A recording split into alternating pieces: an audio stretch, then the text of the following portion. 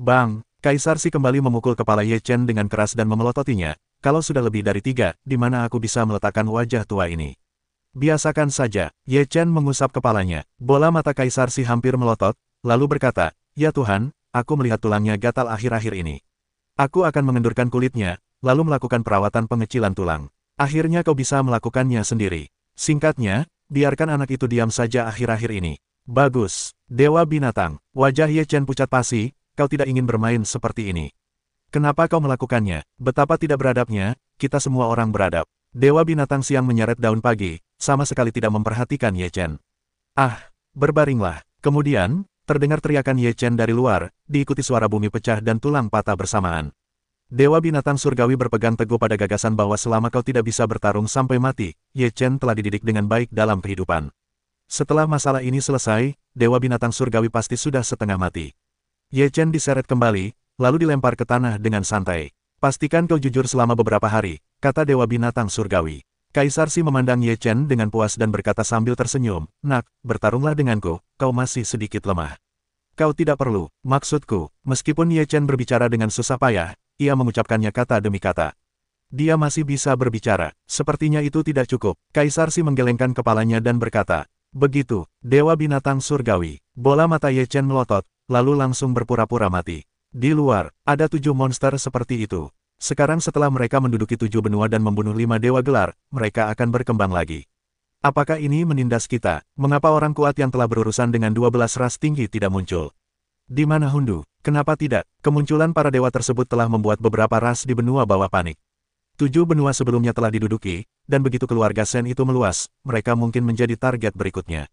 Petik 2. Bagaimana kita bisa menghadapinya? Di benua Chaos, keluarga Chaos telah dibangun kembali, dan istana-istananya semegah dulu, menunjukkan kekuatan keluarga Chaos.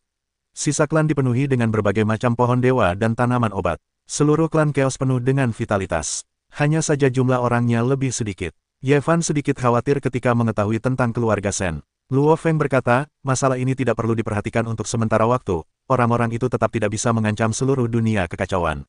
Jika kekacauan bisa dihancurkan hanya dengan beberapa potong besi tua, kekacauan itu tidak akan ada sampai sekarang. Yang harus dilakukan Tuan Muda sekarang adalah berusaha keras untuk meningkatkan kultivasinya dan berusaha untuk naik ke alam roh dan dewa dalam waktu singkat. Dengan cara ini, ia dapat memiliki kemampuan perlindungan diri yang memadai di dunia kekacauan, kata Yan Luo. Petik 2. Ya, kedua Tuan Muda memiliki kualifikasi yang sangat baik, dan mereka adalah keturunan dari alam surgawi kekacauan. Mereka harus berlatih lebih cepat daripada yang lain, kata Luo Su. Ye Fan berkata, barang-barang di klan itu menyingkirkan orang-orang yang sangat tua. Jangan khawatir, Tuan Muda, kata Luo Feng. Ye Fan dan Ye Xin membawa orang lain ke area terlarang klan kekacauan, dan kemudian mulai berlatih. Para dewa, iblis, dan guntur semuanya telah disembunyikan. Tidak mudah untuk menemukan mereka karena kekacauannya begitu besar, kata Yan Luo. Luo Feng berkata, jika mereka ingin menjadi kura-kura berkepala kecil, biarkan mereka terus bersembunyi. Selama alam surgawi kekacauan Shaozu kuat, dimanapun mereka bersembunyi, mereka harus membayar untuk barang-barang tahun itu. Sekarang ada rumor di luar bahwa kita, orang Chaos, harus berperang. Setelah 12 spesies tingkat tinggi dan Tibet punah, kita telah kembali ke Chaos, jadi kita harus menjaga kedamaian Chaos, kata Luo Yong. Dasar brengsek, kenapa mereka tidak keluar untuk menegakkan keadilan ketika kita dikepung?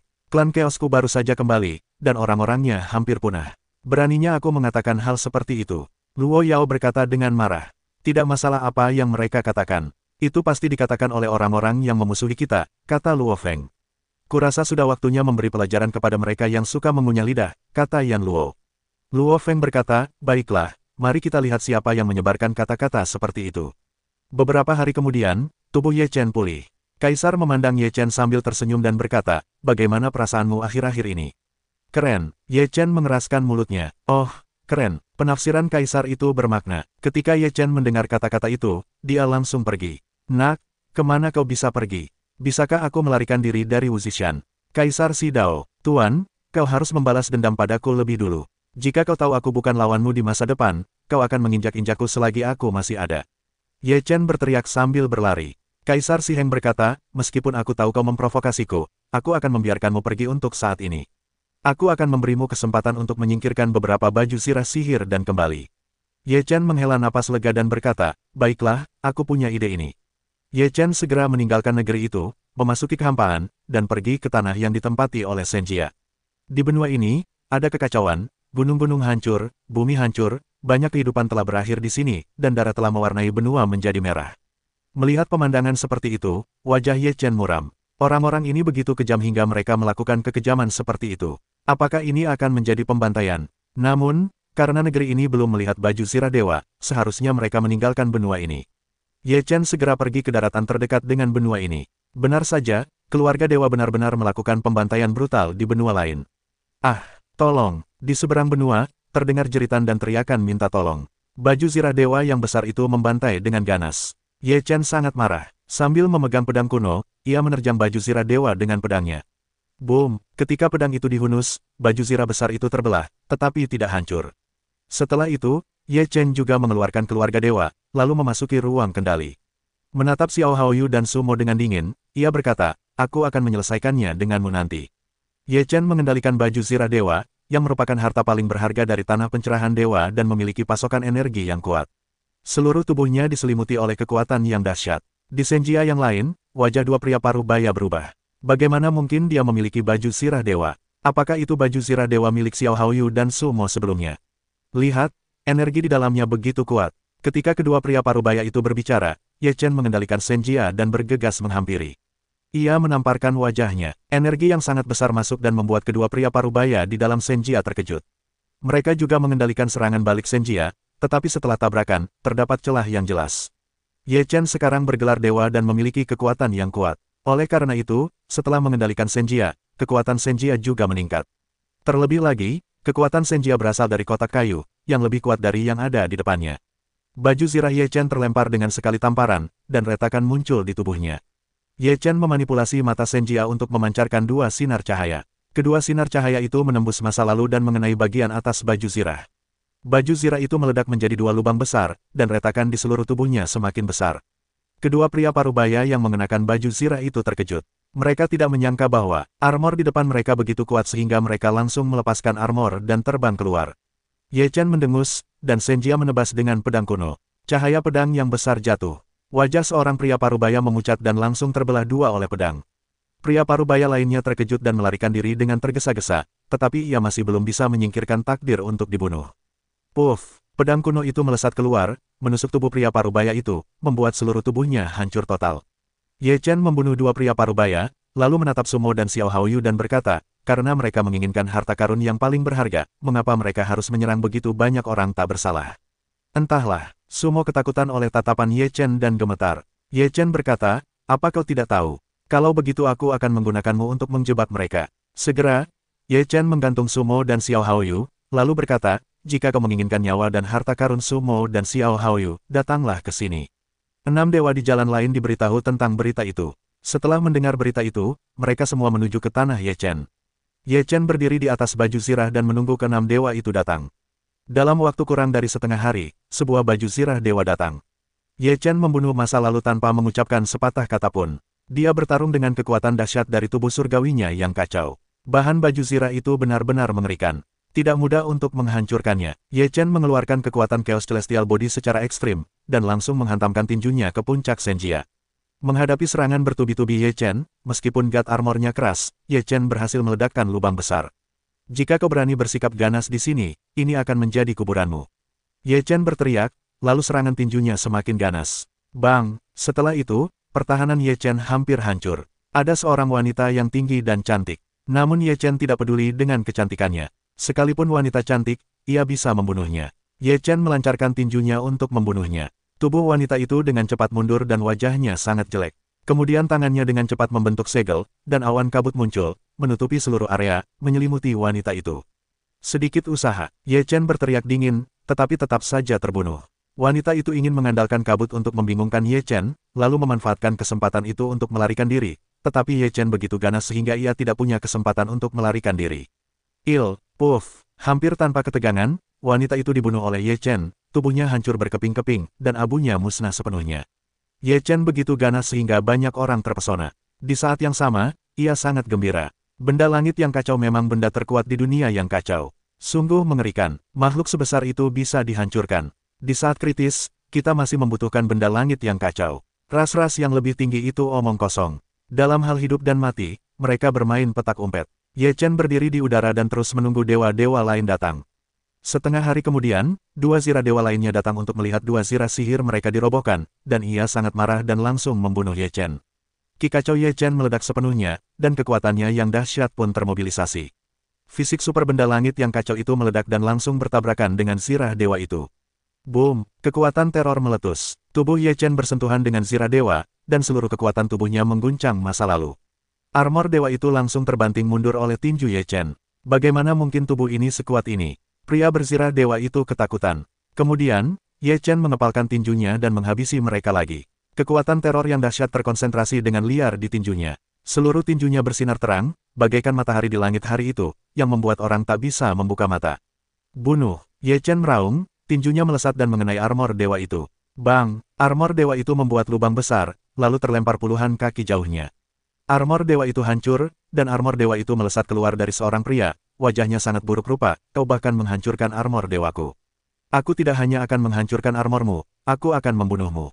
Teriak Ye Chen. Dou Tian, kau belum melakukannya.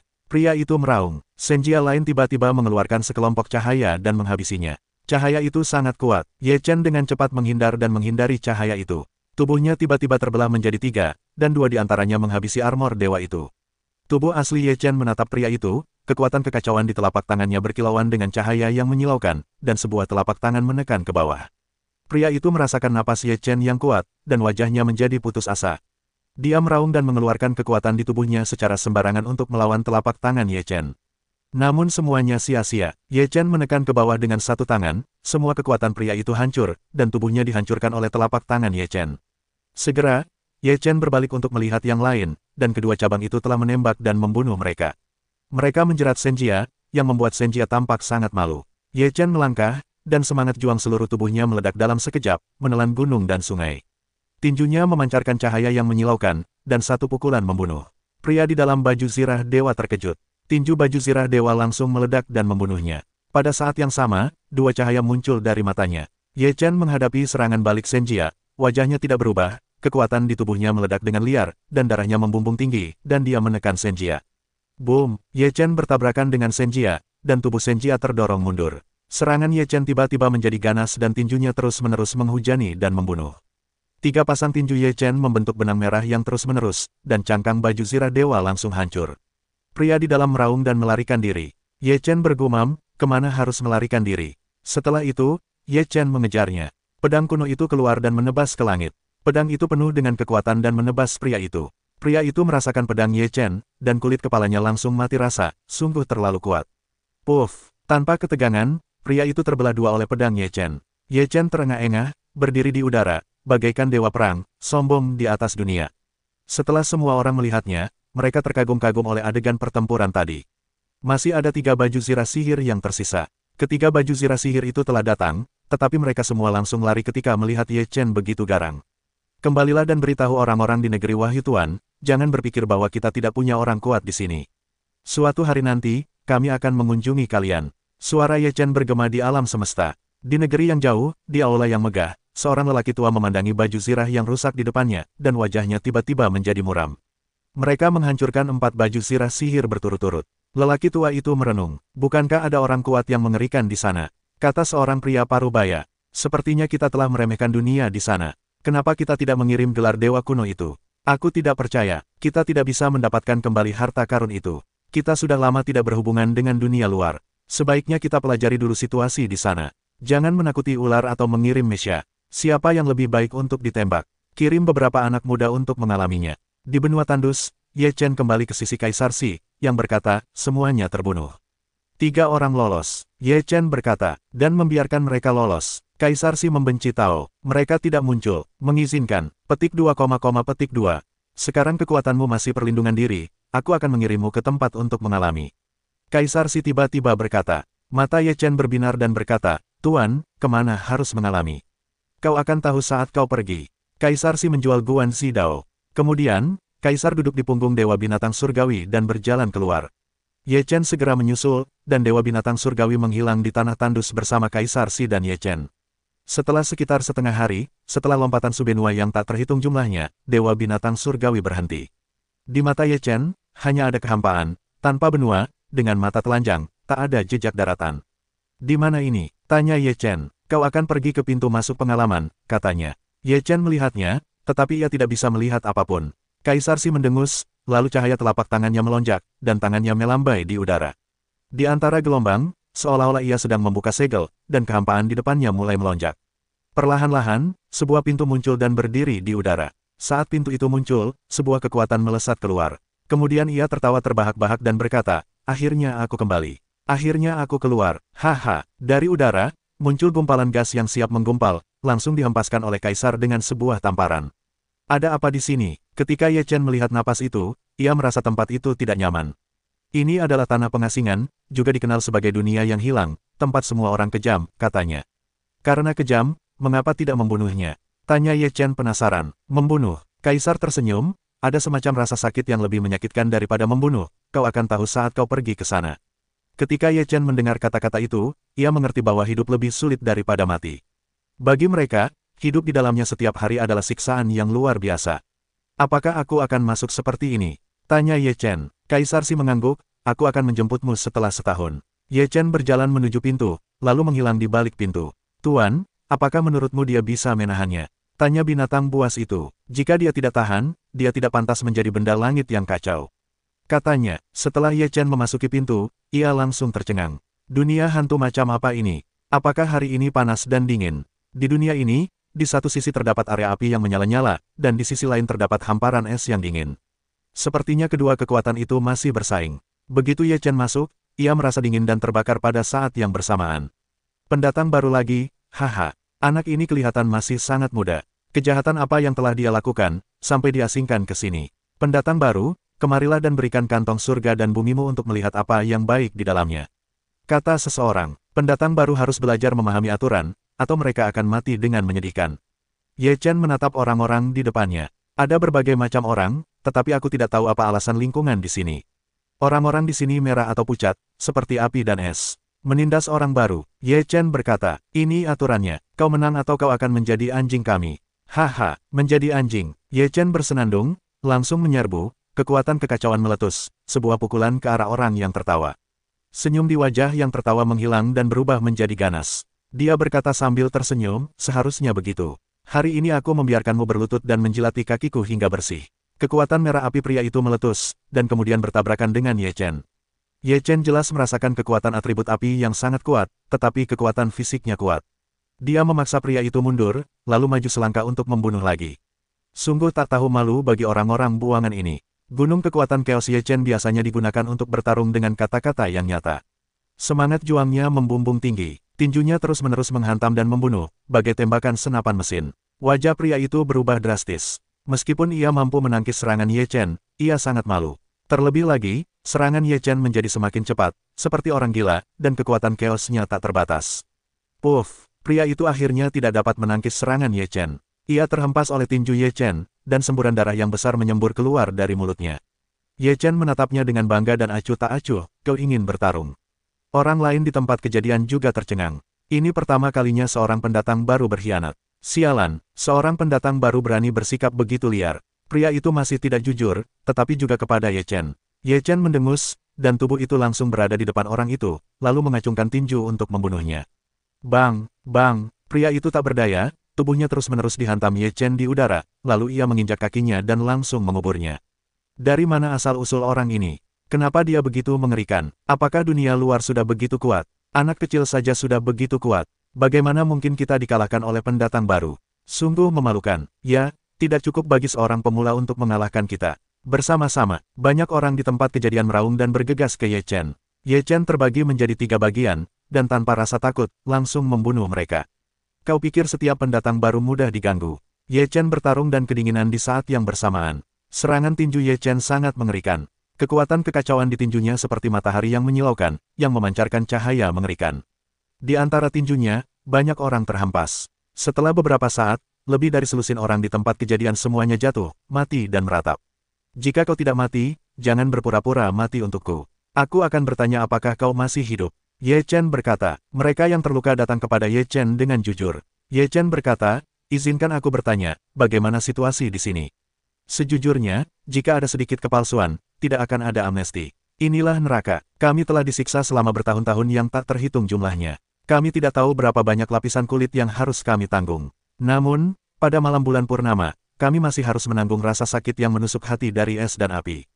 Pada awalnya, rasa sakit yang menusuk hati sama sekali tidak tertahankan. Hidup tidak seperti kematian, banyak orang tidak tahan dan bunuh diri. Namun, tidak mungkin mati di sini. Semua orang yang bunuh diri akan hidup kembali di api dan es, dan masih harus menanggung rasa sakit yang menusuk hati. Petik 2, masih sangat menyakitkan sekarang, tapi selama kita bisa melewatinya, tidak akan ada lagi. Selama orang-orang yang datang harus menanggung rasa sakit akibat gigitan hati. Tanya Ye Chen. Ya, di malam bulan purnama, tak seorang pun bisa menyingkirkannya. Apalagi selain ini, dan seberapa kuatkah yang terkuat di sini? Tanya Ye Chen. Yang terkuat di sini adalah dewa bergelar kuno, yang kita sebut Dewa Api dan Dewa Es. Mereka mengendalikan seluruh dunia yang hilang. Dan di bawah mereka, ada banyak penguasa lainnya. Mereka yang bisa datang ke sini telah melakukan kejahatan besar, jadi jika mereka tidak cukup ganas dan kuat, mereka akan ditindas dan menjadi budak orang lain. Dewa Es dan Dewa Api juga harus menanggung rasa sakit akibat gigitan hati. Tanya Ye Chen, di dunia yang hilang ini, ada sejenis buah tanpa hati. Selama kau memakannya, kau tidak akan merasakan sakit hati. Dewa Es dan Dewa Api telah memakannya, jadi mereka tidak akan merasakan sakitnya memakan jantung lagi. Di mana kita bisa menemukannya? Tanya Ye Chen. Tidak ada tempat khusus bagi mereka untuk tinggal. Jika mereka menanamnya, mereka akan layu jika dipetik. Kapan dan di mana mereka akan tumbuh selanjutnya tidak diketahui, jadi orang-orang di sini selalu mencarinya. Kalaupun ada, itu akan ditempati oleh Dewa Es dan Dewa Api. Tanya Ye Chen, apa lagi yang terjadi di sini? Petik 2, begitu masuk ke dalam area terlarang, ia tidak akan pernah bisa menahan rasa sakit. Bahkan lebih mustahil untuk keluar masuk area terlarang. Ada orang baru yang masuk dan secara tidak sengaja menerobos masuk ke area terlarang. Akibatnya, di area terlarang, ia menderita sakit hati yang mendalam selama setengah tahun. Setelah bunuh diri lebih dari 10 kali, ia melarikan diri. Namun, mungkin ada konsekuensi yang tidak diinginkan di area terlarang. Sungguh mengerikan jika tidak ada yang berani masuk. Apakah ada sesuatu di sini yang dapat meningkatkan kultivasi? Tanya Ye Chen. Kita telah berada di sini selama puluhan ribu tahun, dan kultivasi kita belum ditingkatkan. Tapi konon ada beberapa orang di area terlarang yang bisa meningkatkan kultivasi mereka, tapi tak seorang pun berani masuk. Area terlarang itu begitu mengerikan sehingga bahkan Dewa Es dan Dewa Api pun tak berani masuk. Setelah masuk, mereka akan merasakan sakitnya menggigit hati bahkan setelah memakan buah tanpa hati. Apa yang ada di area terlarang itu? Bisakah kau merasakan sakitnya menggigit hati terus-menerus? Entahlah, lagi pula itu terlalu berbahaya. Setelah mendengar itu, Ye Chen menyentuh dagunya dan berpikir sejenak. Kaisar Si mempersilakannya masuk. Mustahil baginya untuk melawan di dalam. Apakah kau datang ke sini untuk menanggung sakitnya menggigit hati? Ye Chen bergumam pada dirinya sendiri, lalu menggelengkan kepalanya. Ia merasa itu mustahil. Sakitnya menggigit hati seolah tak berpengaruh dan tak berarti. Paling-paling, ia hanya bisa mengerahkan seluruh tenaganya. Sepertinya itu karena hal-hal di area terlarang. Ye Chen akhirnya memutuskan, pastilah benda-benda di area terlarang itu berpengaruh besar pada kultivasinya. Kalau tidak, Kaisar tidak akan mengizinkannya masuk. Dan sangat sulit untuk mendapatkan benda-benda di dalamnya, menahan rasa sakit yang menusuk hati, yang tidak dapat ditanggung siapapun. Ye Chen berkata, berapa hari lagi dari malam bulan purnama? 5 hari lagi, bulan purnama lagi. Berapa lama waktu yang dibutuhkan untuk menelan rasa sakit hati? Tanya Ye Chen. Sekitar 1 jam, tetapi sepertinya waktu ini berjalan lebih lambat dari setahun. Dengan 5 hari tersisa, rasanya tidak realistis untuk menemukan hasil yang tidak diinginkan. Ye Chen berpikir dalam hatinya, ini benar-benar tepat waktu. Keluar dari sini, Ye Chen Dao. Orang-orang itu segera bubar, dan kemudian, Ye Chen melihat orang-orang yang dibunuhnya, dan tubuh mereka menghilang. Setelah itu, mereka terlahir kembali di medan api dan es. Ketika Ye Chen melihat situasi ini, ia benar-benar merasa ini terlalu ajaib, seperti nirwana. Ye Chen berjalan mendahului waktu. Yang ia lihat di sepanjang jalan hanyalah api dan lapisan es, tak ada yang lain. Ia melangkah maju seperti ini, seolah-olah jalan itu tak berujung. Akhirnya, entah berapa lama kemudian, Feng Jingyu melihat sebuah kota. Tembok kota semuanya berwarna merah, seolah-olah terbakar. Tembok kota itu tinggi, dan kata, kota api, terukir di gerbangnya. Ye Chen berjalan memasuki kota yang terbakar. Jalan-jalan di kota itu tua dan berwarna merah. Tidak banyak orang di jalan. Mereka semua berambut merah dan berwajah merah, seperti hantu berambut merah. Hanya Ye Chen yang tampak agak canggung dalam hal ini. Ia pendatang baru. Semua orang di kota memandang Ye Chen, dan ekspresi mereka tidak ramah. Orang-orang ini kejam, bahkan jika diasingkan di sini, mustahil untuk mengubah sifat mereka. Selain lingkungan dan rasa sakit yang mereka derita, mereka membenci tempat ini dan ingin pergi lebih awal, tetapi keinginan ini tidak tercapai, jadi mereka memilih untuk menyiksa orang lain untuk melampiaskan kebencian mereka.